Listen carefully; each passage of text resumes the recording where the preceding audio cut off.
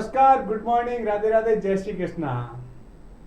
आज का जो वीडियो है वो आपके लिए बहुत ही महत्वपूर्ण है, क्योंकि राजस्थान के अंतर्गत एक ऐसी वैकेंसी के बारे में हम जिक्र कर रहे हैं जिस पे 2019 से इस भर्ती का इंतजार कर रहे हैं, क्योंकि काफी अभ्यर्थियों ने 2019 में इसका पहले फॉर्म भर रखा है। बात कर रहे हैं हम राजस्थान हाईकोर्ट के अंतर्गत जो भर्ती आई थी हमारे 2019 में, जिसके फॉर्म भरवाए थे और किसी कारणवश भर्ती को रद्द किया। अब उस भर्ती पर पुनः उन्हीं पदों पर आवेदन की प्रक्रिया 27 जून से शुरू हो गई है, जो 27 जुलाई तक चलेंगे।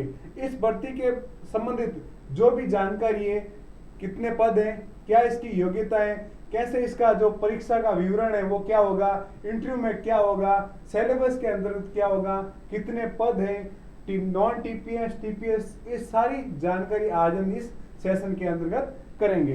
बात करते हैं राजस्थान उच्च न्यायालय जोधपुर, क्योंकि हाईकोर्ट आप सबको पता है कहाँ है, जोधपुर। हाँ, इसकी एक खंडपीठ है वो जयपुर है, लेकिन हाईकोर्ट जोधपुर है, तो भर्ती भी जोधपुर इस हाईकोर्ट के अंतर्गत ही की जाएगी। तो शुरू करते हैं। इस परीक्षा का नाम क्या है? सबसे पहले नाम तो आप सबको पता ही है, ठीक है, लेकिन फिर भी हम बता देता हूं। बात कर रहे हैं हम राजस्थान उच्च न्यायालय जोधपुर के अंतर्गत, ठीक है, राजस्थान उच्च न्यायालय जोधपुर, राज्य न्यायिक अकादमी राजस्थान, ठीक है, ये इस परीक्षा का नाम है। जो रिक्त पदों पर सीधी भर्ती यानी चतुर्थ श्रेणी कर्मचारी भर्ती पर ये सीधी भर्ती कर रहा है, ठीक है। इस भर्ती के अंतर्गत आपकी मेरिट एग्जाम और इंटरव्यू के बेस पर निकलेगी। ऐसा नहीं कि आपने फॉर्म भर दिया और आपके प्राप्तांक के आधार पर भर्ती, नहीं, बिल्कुल नहीं। इसका बाकायदा एग्जाम होगा और एग्जाम के बाद इसका इंटरव्यू बेस होगा, उसके बाद मेरिट निकली जाएगी, ठीक है।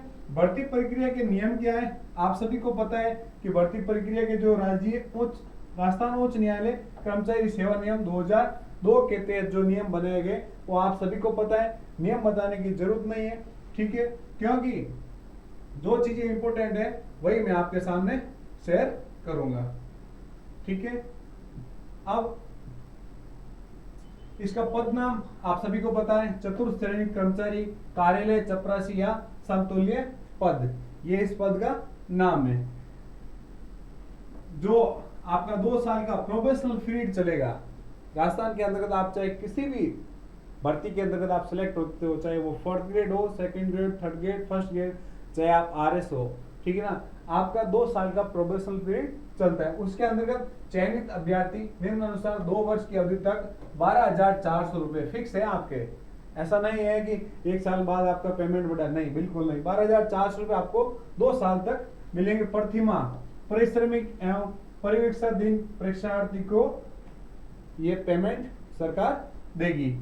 अब है इस काल में सफलतापूर्वक करने के बाद वेतन कार्य को सफलतापूर्वक सभी करते हैं, ठीक है। ये एक लोगों के अंदर डर होता है कि प्रोबेशनल पीरियड में यदि हमने अच्छा काम नहीं किया है तो हमें बाहर निकाल दिया जाएगा। तो भाई, आप चाहे प्रोबेशनल पीरियड में हो चाहे प्रोबेशनल पीरियड के बाद, यदि आप सरकार से 1 रुपए भी आप उनसे ले रहे हो तो आप उनको 10 रुपए का काम करके दो। लेकिन हकीकत कुछ और ही है। वो सब चीजें आप सबको पता है कि नौकरी लगने से पहले आदमी कितना मतलब भागदौड़ और मेहनत करता है, और जैसे ही नौकरी लगी उसके बाद ना तो उस पद की गरिमा को ध्यान रखता है, ना ही अपनी पूर्णतः ड्यूटी को निभाता है।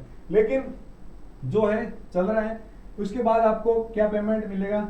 जो लेवल संख्या है L01 के अनुसार आपका पे स्केल 17,700 से 56,220, यानी आप प्रोबेशनल पीरियड खत्म होने के बाद आप 40,000 मंथली आपकी सैलरी मान सकते हो, जो एक 3rd ग्रेड शिक्षक के लगभग कहीं ना कहीं बराबर आपको मिलेगी, ठीक है।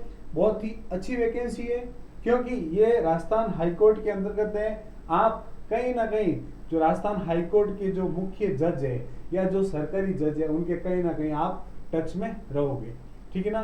तो आप भी अपने आप में एक तरह के जज मान के चलना, ठीक है। ऑनलाइन आवेदन करने की प्रक्रिया, इसके संबंध में जो वेबसाइट पर दे रखा है, डेट आपको सबसे इंपॉर्टेंट आपको ध्यान में रखनी है। इसकी डेट क्या है? इसमें आपको किसी भी तरह का ऑफलाइन फॉर्म भरने की कोई सुविधा नहीं है, आपको ऑनलाइन ही भरना है।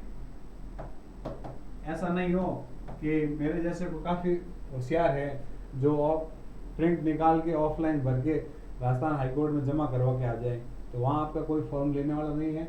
आपको ऑनलाइन फॉर्म ही भरना है, वो भी SSO के माध्यम से। जो SSO ID आपकी बनी हुई है ना, SSO ID से आपका फॉर्म फिल होगा। अब दिक्कत क्या आ रही है कि सर हमने 2019 में फॉर्म भर रखा है, तो जो आपके रजिस्ट्रेशन नंबर है आप उसके अंदर डालोगे तो आपका फॉर्म वो ऑटोमेटिक फिलअप वापस हो जाएगा, लेकिन सभी को वापस फॉर्म भरना है जो इसकी योग्यता रखता है। ठीक है, बढ़ते हैं हम आगे। अब आवेदन की समय सीमा विशेष कर ध्यान में रखना है, 27 जून, ठीक है, शुक्रवार से लेके दोपहर 1 बजे से लेके 26 जुलाई 2025 शनिवार शाम 5 बजे तक आपके फॉर्म भरे जाएंगे। इस चीज को आप विशेष रूप से ध्यान रखें, क्योंकि एन वक्त पे आप जाते हो कि हमारा फॉर्म भरे, तो वहां पर कब ऐसा होता है कि लास्ट में साइट नहीं चलती है, सर्वर बिजी रहता है, या कुछ भी तकनीकी समस्या आ जाती है जिसकी वजह से आप फॉर्म नहीं भर पाते हो। तो इस चीज को आप विशेष ध्यान रखें कि आपके फॉर्म शुरू हो चुके हैं और आप जितना हो सके जल्दी जाके अपना फॉर्म सबसे पहले सबमिट कर दें। इस चीज को आप पूरा ध्यान में रखें। आवेदन का जो शुल्क है वो भी 27/7 तक की आपका शुल्क कटेगा। शुल्क क्या है? जो आपका OTR का शुल्क है, जिसके OTR हो रखा है उससे शुल्क नहीं लिया जाएगा, और जिसका OTR नहीं हो रखा है SSO पे, उससे उसका जो भी कैटेगरी वाइज जो शुल्क है वो आपको पे करना होगा। ठीक है, अब बढ़ते हैं आगे। अब आता है इसका जो सेंटर है, इसके कहाँ कहाँ सेंटर आएंगे।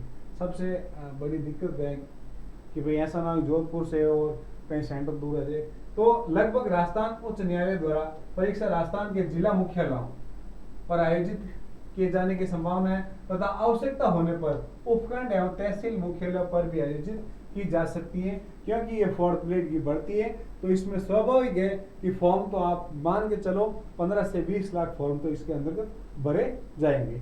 ठीक है, तो इतने अभ्यर्थियों के लिए जिला मुख्यालय पर यदि मान लो व्यवस्था नहीं होती है, तो जिला मुख्यालय या उपखंड और तहसील मुख्यालय पर परीक्षा करवा सकते हैं। अब ऐसा नहीं है कि सर आपने बोला जिला मुख्यालय पर तो हम कलेक्ट्रेट में जाके एग्जाम देंगे। नहीं, कलेक्ट्रेट नहीं, मेरा कहने का मतलब है कि जैसे जोधपुर जिला है उसके अंदर जो सरकारी स्कूल है या प्राइवेट स्कूल है, जो भी सरकार उचित समझती है, ठीक है ना, उसके शहर के अंतर्गत ऐसा नहीं है कि जोधपुर का दे दिया और आपको सेंटर 100 किलोमीटर दूर दे दिया, ठीक है ना, पाली के आसपास, ऐसा नहीं। मुख्यालय जो जिला का हेडक्वार्टर होता है उसके अंदर आपके एग्जाम करवाए जाएंगे। ठीक है, अब परीक्षा शुल्क क्या है वो आपको सबको पता ही है कि जो सामान्य और अन्य पिछड़ा वर्ग है उनके 650 रुपए है, और जो अन्य पिछड़ा वर्ग जैसे नॉन क्रिमिनल उनके लिए 550, और SC/ST के लिए 450, और जो दिव्यांगजन है उनका शुल्क सरकार आपसे नहीं लेगी। शुल्क के बारे में आप पूरा ध्यान रखें। ठीक है, और एक बार आप पेमेंट जो आपका शुल्क कट गया उसके बाद आप किसी भी प्रकार का दावा नहीं कर सकते हो कि मुझे वापस शुल्क दिया जाए, क्योंकि इतना तो आप मैच्योर हो ही। ठीक है, बढ़ते हैं आगे।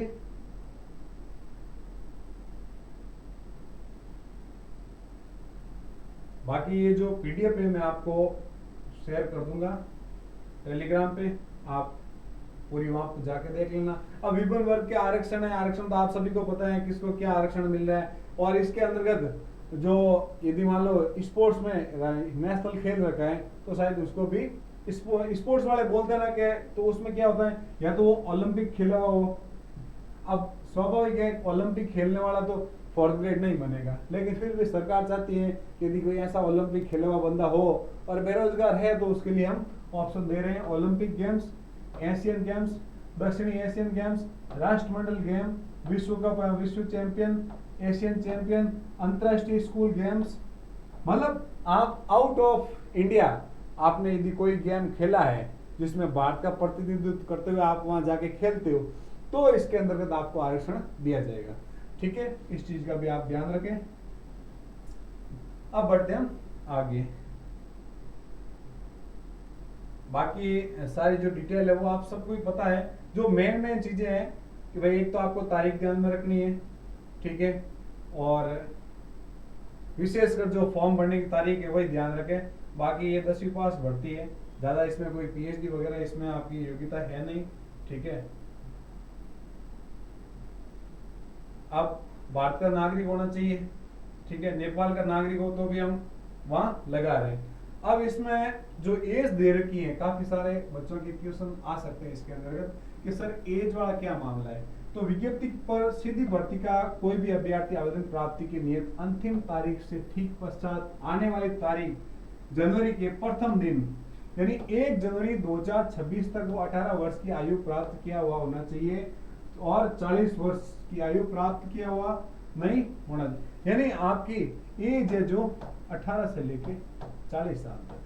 अब 40 के बाद तो सरकार आपको लेकर भी क्या करेगी, फिर सरकार को खुद को आपकी सेवा करनी पड़ेगी, क्योंकि 40 के बाद जैसा वर्तमान में आपका खान पान है, जैसा आपका रहन सहन है, उसके हिसाब से लगता है कि 40 के बाद सरकार कहीं ना कहीं आपको खुद व्यवस्था करेगी कि एक व्यक्ति को रखेगी, फलाने व्यक्ति की आप सेवा कीजिए, ठीक है, क्योंकि वर्तमान के हालात इसी प्रकार के बने हुए हैं, ठीक है। तो एज का कोई इश्यू नहीं। यदि वर्तमान में कोई कहे कि सर मेरे आज प्रेजेंट टाइम में आज यदि मान लो 28 तारीख को मेरी 17.5 साल एज है, तो भाई साहब वो भी फॉर्म भर सकते हैं, ठीक है ना। बार बार इस चीज को नहीं पूछे कि सर 17.5 वाला फॉर्म भर सकता है, नहीं, बिल्कुल भर सकता है। आपकी एज 1 जनवरी 2026 को 18 साल हो जानी चाहिए, ठीक है। अब बढ़ते हैं आगे। बाकी एज के अंदर जो छूट है वो आपको सबको पता ही है, इसके बारे में बताने की मुझे नहीं लगता कि आवश्यकता है, ठीक है।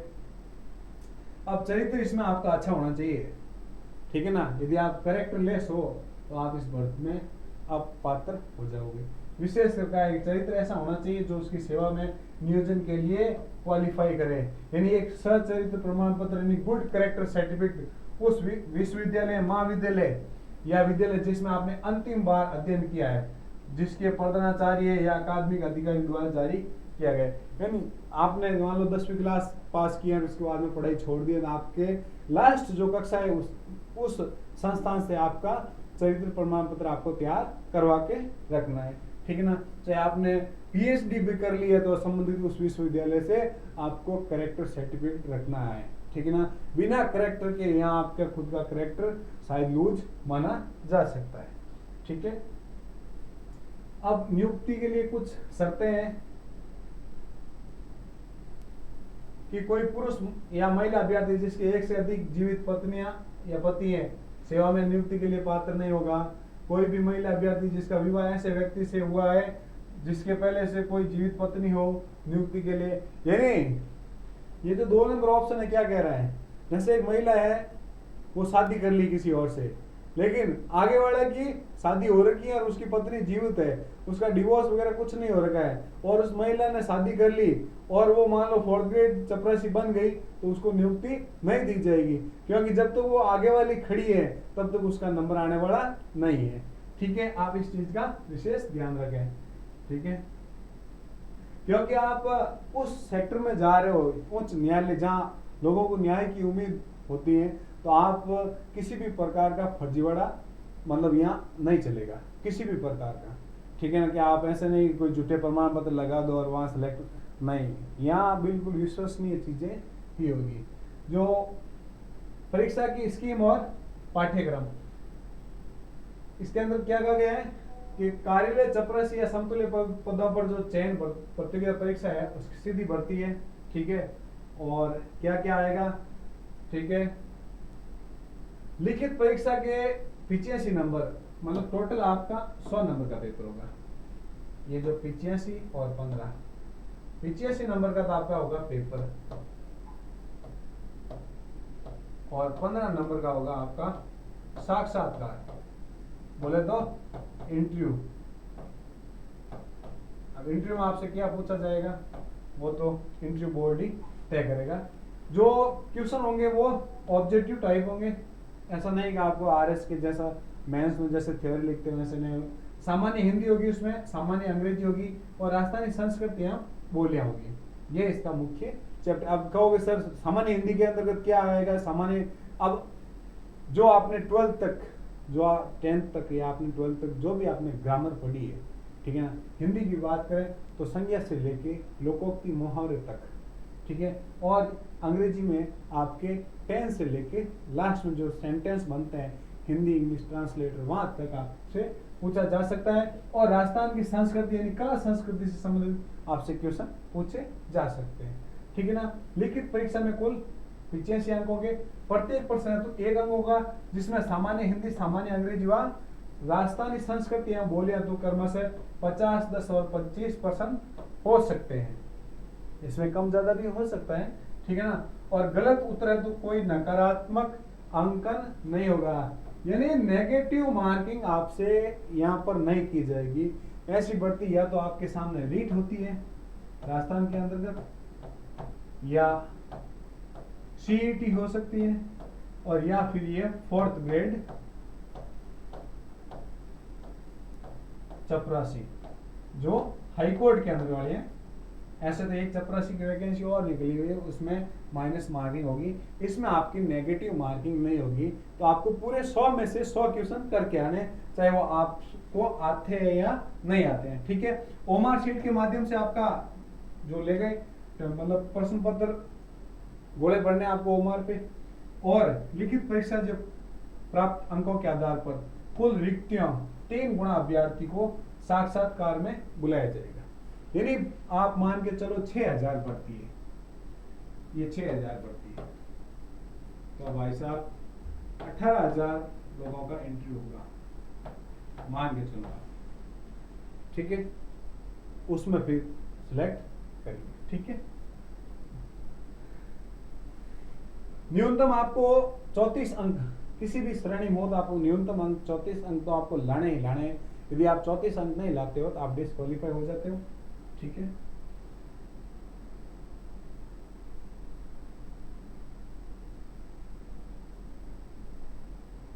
आवेदन से महत्वपूर्ण निर्देश आप सबको पता है, फोटो आपके पास नवीनतम होना चाहिए, डॉक्यूमेंट आपके बिल्कुल कंप्लीट होने चाहिए, आधार कार्ड, पैन कार्ड जो भी है वो आप ई मित्र पे जाके संपर्क कर लेना।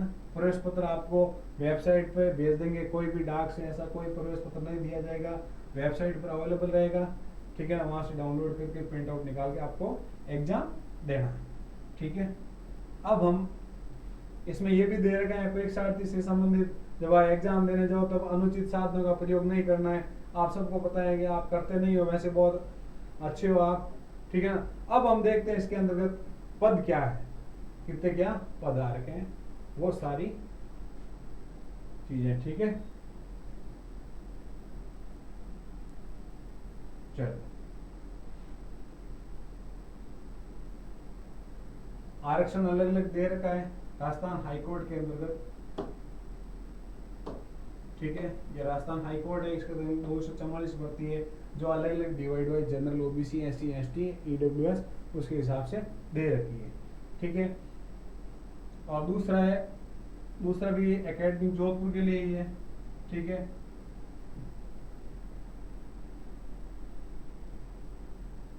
इस प्रकार से आपका आरक्षण दिया जाएगा। अब अलग अलग जिलेवार आपसे यदि मान लो पूछा जाए तो अजमेर, अलवर सारे जो हमारे जिले हैं 33 के 33 जिले।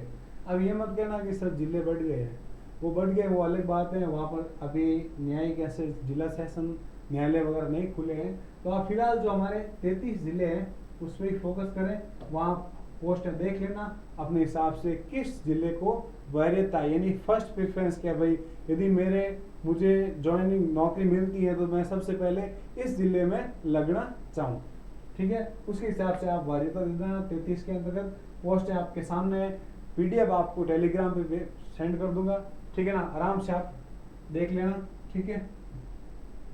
बाकी आप खुद समझदार हो, ये नॉन टीपीएस वालों के भी लिए भी अलग दे रखा है, ठीक है।